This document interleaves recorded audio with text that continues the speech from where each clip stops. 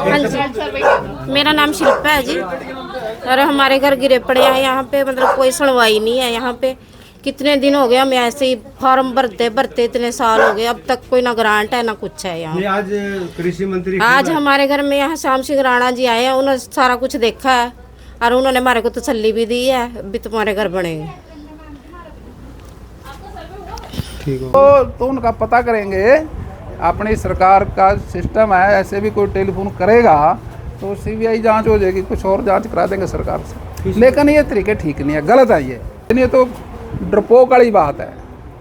अब चैलेंज तो सामने हो करा के, ऐसे थोड़ी हो करा भी टेलीफोन कर दे 7 समुद्र पार से, ऐसा चैलेंज रोज कुछ नहीं होता। ये तो पैसे कमाने का तरीका है। विधानसभा चलने वाली है जी, तो ऐसे कौन से मुद्दे रखने वाले हैं आप? चंडीगढ़ विधानसभा कल शुरुआत सत्र शुरू हो रहा है जी विधानसभा का। हाँ, बस सत्र शुरू हो रहा है। हाँ जी। तो एरिया की ऐसी कौन कौन सी मुख्य मांगे आप रखने जा रहे हैं? देखिए, उसमें मांगे तो जो विपक्ष वालों के जो सवाल आएंगे वो अपना सवाल पूछेंगे सरकार के विधायकों, मंत्रियों से, मुख्यमंत्री से। हम उसके लिए अभी उनके सवालों का जवाब देंगे। और यही एक अवसर होता है विपक्ष के लिए भी अपनी बात को कहना, लोगों की घूम फिर के वो भी समस्याओं का पता करें और उन समस्याओं को विधानसभा में रखें, तो सरकार 100% उनके काम सुनेगी और करेगी। विपक्ष उसने मैसेज किया कि सरकार न्याय नहीं देती, तो जिसने मनीषा हत्याकांड किया उसको हम न्याय दिलाएं। सरकार से ऊपर उठ के बात करें। बिश्नोई गैंग ने ये एक कमेंट किया है। देखिए, मैं एक बात कहता हूँ, मैं देहात का रहने वाला हूँ। हम कॉलेज में, यूनिवर्सिटियों में पढ़े हैं। जो भी कोई किसी को चैलेंज करता है, अगर वो सामने आके करता है, अब कोई 7 समुद्र पार से टेलीफोन कर रहा है, कोई घर बैठा टेलीफोन कर रहा है जी मैं चैलेंज कर रहा है, चैलेंज ऐसे थोड़ी हो करा। चैलेंज तो ऐसे होते हैं भाई सामने आके उन्हें कहे भाई तेरी माँ ना दूध प्या रखा और मेरी माँ ना दूध प्या रखा, मेरे सामने आ, फिर हुआ चैलेंज। यूँ कोई चैलेंज है टेलीफोन कर रहे जी मैं ये कर दूँगा वो कर दूँगा, ये तो डरपोक आदमी की बात। जो सोम नदी पिछली बार भी 24-25 क्यूसेक पे चलेगी, इस बार भी 24, उसकी कैपेसिटी केवल और केवल 10,000 क्यूसेक है। क्यों ना कैपेसिटी बढ़ाई जाए, इस तरह कुछ प्लानिंग हो। किसकी कैपेसिटी 10,000 की है? सोम नदी की सर। है सोम नदी की और कैपेसिटी तो ये जो कैपेसिटी की बात है, ये खुले मैदान में चलती हैं। ये नदियाँ जो है, दरिया है, इनका कोई एरिया नहीं होता। ये चैनल नहीं है।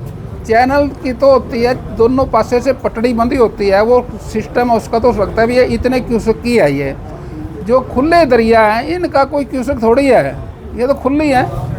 कितनी पानी आ जो कितना इनमें दरिया आता है बढ़ चढ़ के, ज़्यादा आएगा थोड़ा फैल के चलेगा, थोड़ा आएगा तो वहाँ उसके रास्ते जो उसने अपने रास्ते बना रखे, वो रास्ते सरकार के नहीं है। वो रास्ते तो उनके अपने बनाए हैं, प्राइवेट लोगों की ज़मीनों में से चलते हैं वो।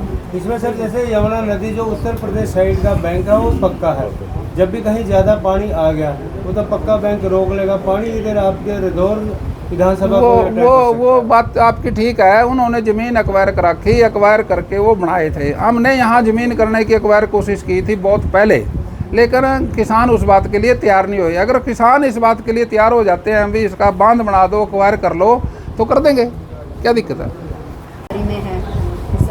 देखिए, अच्छी बात है, विपक्ष मजबूत होना चाहिए।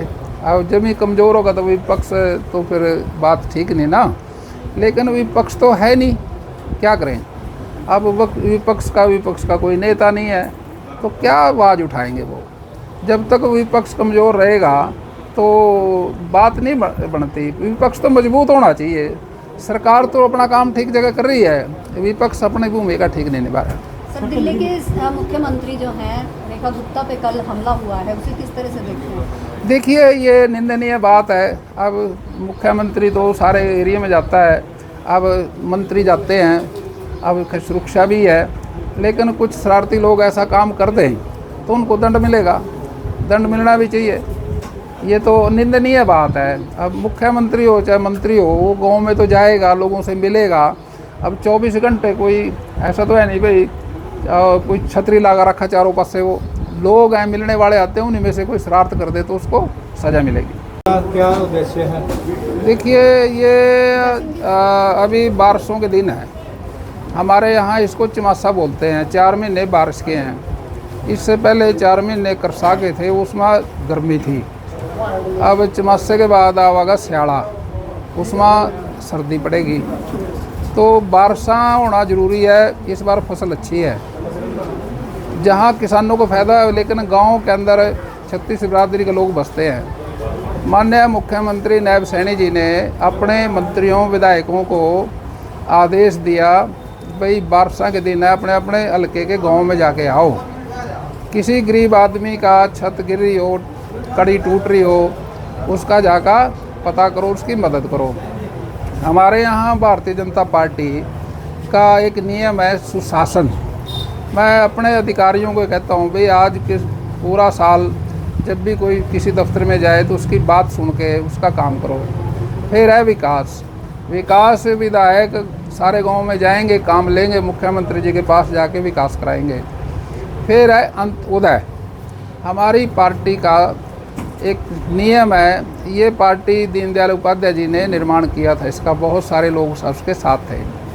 लेकिन जो अंत्योदय है, ये अभी जो आखिरी आदमी है, जो अति गरीब है, जिसकी कोई सिफारिश नहीं, उसके पास पैसा नहीं, उसकी कोई सुनने वाला नहीं, तो उसकी सुनेगी सरकार। नायब सैनी जी की सरकार सुनेगी, विधायक सुनेंगे, मंत्री सुनेंगे। और उसी सुनने के लिए हम चमासे के टाइम, इस बारिश के टाइम में एक एक गांव में जा रहे हैं। जहाँ किसी का पता लगे भी कोई गरीब आदमी का छत गिर रही है, मकान छत टूट रही है, वो जाके देख रहे हैं और उसकी तुरंत हम सरकार से मदद कराएंगे। आज का दौरा तो ये था, सिर्फ अंत्योदय, आखिरी आदमी की, गरीब आदमी का पता करना गांव में जाके, भाई उसकी हालात कैसी है। गांव में कोई गली है, पानी की निकासी नहीं हो रही, उस गली को ठीक करेंगे। खेतों के रास्ते हैं जो कच्चे हैं, खेत में आने जाने में बारिशों में दिक्कत है, वो अगले चमासे में वो दिक्कत ना आए, उनको हम पक्का करेंगे। ये था आज का प्रोग्राम। कुछ घरों को देखा भी आपने? नहीं। हाँ, मैं कई घरों में गया, वाकई में हाल देखे तो दयनीय है। छतें टूट रही हैं, कड़ियाँ लिकट रही हैं और रहने के लिए दिक्कत है उनको। तो हम ऐसे घरों के जाके घर जगह जाके तलाश कर रहे हैं, उनकी मदद करेंगे।